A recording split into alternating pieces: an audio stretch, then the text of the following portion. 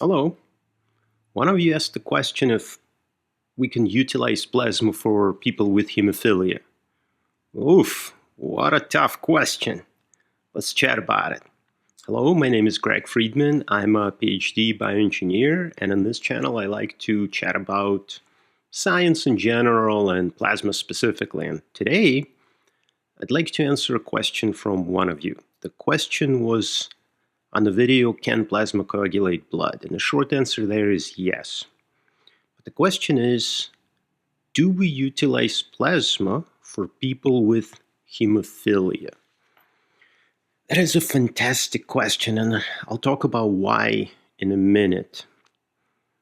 I'm not sure. I don't know. I didn't study it. I don't know anybody who did. I went down a rabbit hole yesterday for about an hour, maybe more, trying to search for that answer, and I couldn't. And AI doesn't know either.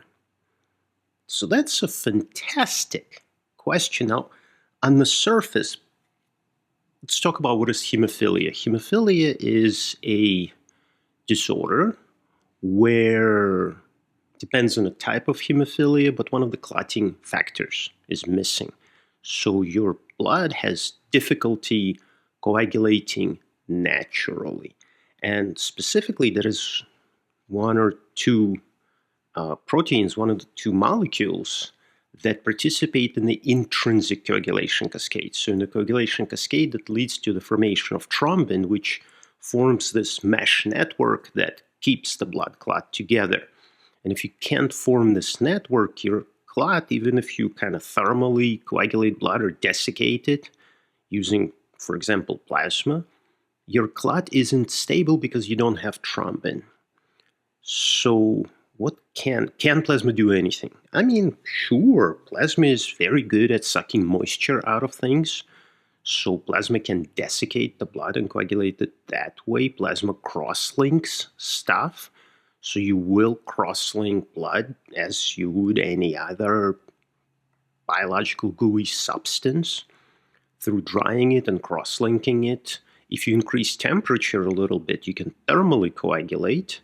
Yeah, that could cause a bit of tissue damage, but you will coagulate. But the way I read this question is people with hemophilia have lots of different issues, not just talking about coagulating a bleeding wound, but also easy bruising and in general. You know, the short answer is, can we utilize plasma for people with hemophilia? Maybe during surgery, maybe. But in general, you know, one of my PhD advisors taught me that asking a great question is at least half, if not more, of the answer. You or anyone listening who's interested in entering a PhD program, that is a great PhD question. What you should do is find a professor or a clinician who works with hemophilia patients or studies the phenomena, apply to study under them, write a letter to the National Institutes of Health asking for fellowship to support this study. It's a very interesting question. The answer is it might. There are lots of biological and biochemical mechanisms that plasma kicks off in a biological system that it's treating. So there are lots of possibilities, but the answer to your question is unclear. It may be, plasma may be beneficial for people with hemophilia. It may not be. The question is easy to ask.